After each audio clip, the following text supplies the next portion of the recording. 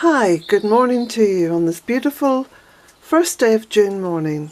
It's raining, which is lovely. I love the rain. I'm a bit of a pluviophile. This video that I'm making this morning is a response to a lot of the comments, well, perhaps about a third of the comments actually, on yesterday's video. Some of those comments talked about permaculture being something for the privileged few, and that it's not for the least disadvantaged, and oh gosh, a lot of comments along those lines, or contesting what I had to say about goddess permaculture. I'm happy to say I retract nothing.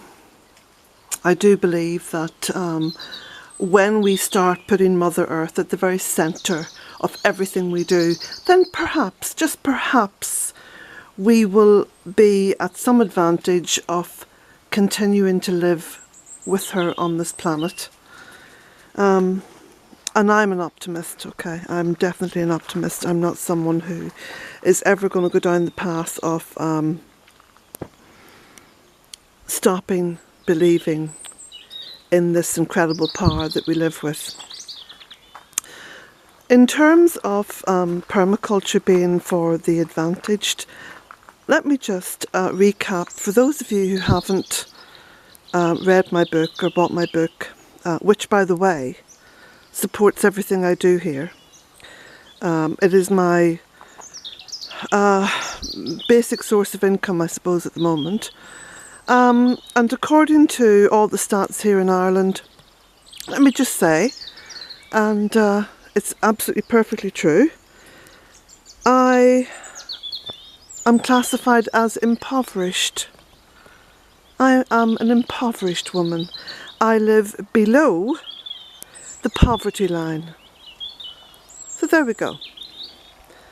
Doesn't look like it, does it? Oh, I wonder. Why does it not look like it? Could it be everything that's growing? Well, that's cost nothing and is not measured in any particular economic model. So, in terms of my background, I'll just quickly run through it.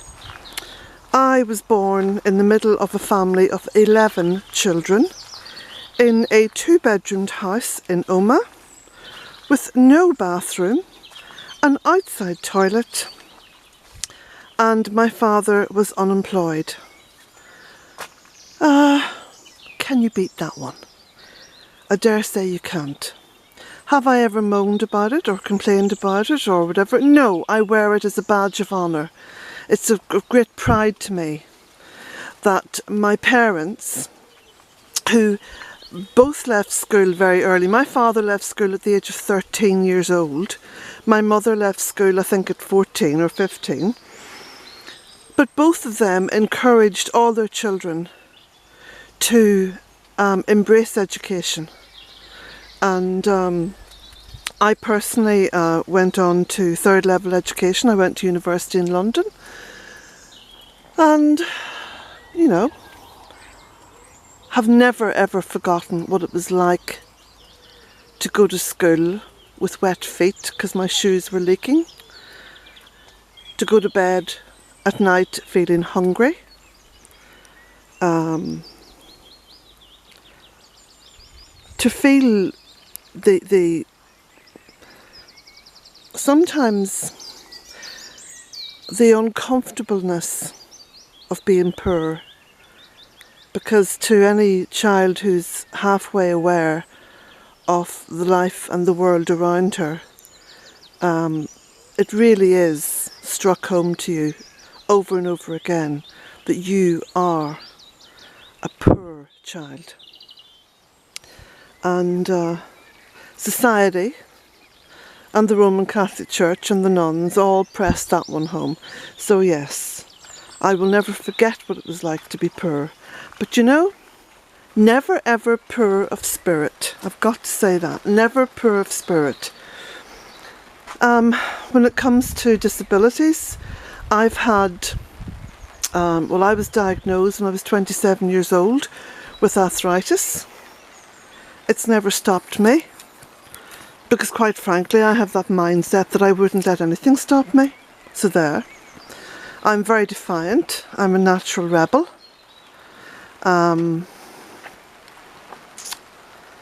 I have found the real wealth in my life has come from Mother Earth.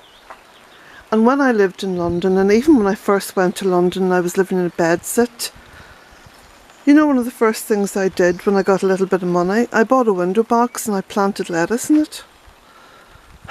So there you go. So the whole notion of being impoverished or permaculture being an elitist thing, well, yeah, look, I can kind of understand where that's coming from, because it would appear to be, in some cases, to be kind of elitist, you know, where people are operating in groups, in little cliques. I think it's that kind of clique mentality that could possibly be kind of nurturing that view. Personally, I don't really have social groups that I belong to. I very much live here at Belton Cottage. I'm not a reclusive, but I would be a fairly private person. I have always tried to share the 3 acres that I bought. Oh, and that's another point.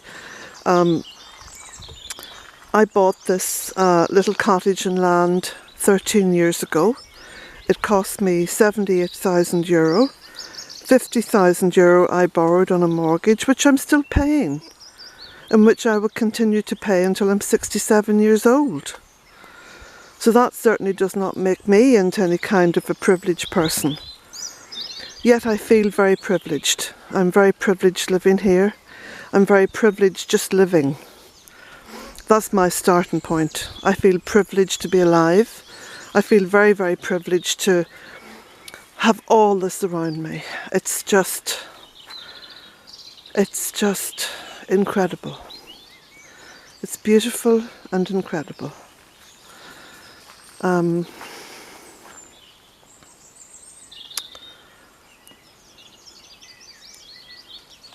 Really is.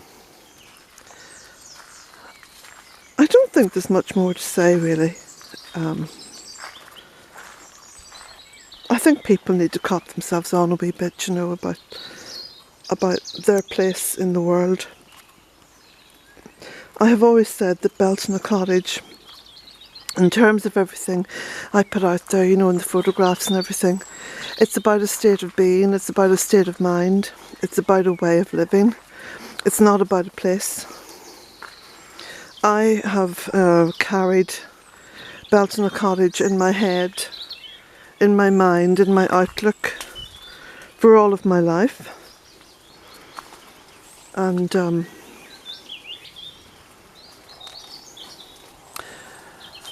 I live here because I decided to live here, and I gave up an awful lot to live here. I was a chain-smoking drinker, you know. I loved my cigarettes. I loved to be able to go to the pub after work and have a drink and smoke and go out for meals and go shopping and whatever other ways I found to spend money. But when I decided to start this project 13 years ago, I knew I had to give everything up because I just simply would not have the money. And it doesn't matter now whether I have money or not, because I certainly wouldn't go back to that way of life. Because I don't need it. I feel very fulfilled. I feel very content.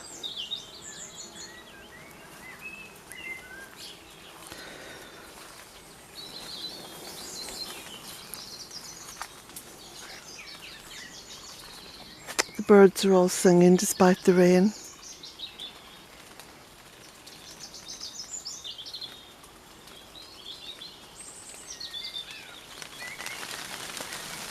You see, life itself is very beautiful. Life is very beautiful.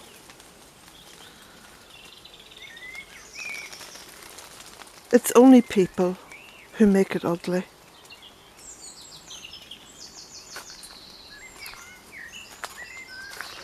And that's our choice. That's our choice.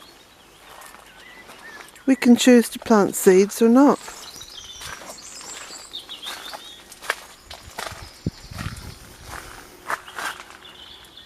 It's a choice. For every breath you take, you have a choice. Come on, Jack. We shall go in and have a cup of tea, and I will give you, Jack, some of those crackers that my visitors brought for you on Saturday. Would you like a cracker, Jack? You see how happy that dog is? See how happy Jack is? You mention a cracker, and he is just dizzy with happiness. Aren't you? Yeah, you are. Jack is a rescue dog, by the way. And when I took him... Yeah, I know. Do you remember? Do you remember Christine? Down at Leitrim Animal Welfare. Jack was depressed. He'd spent 10 days not eating. Christine said he was suffering with depression. Well, you don't look very depressed to me now, do you? Yeah. Yeah, let's go in.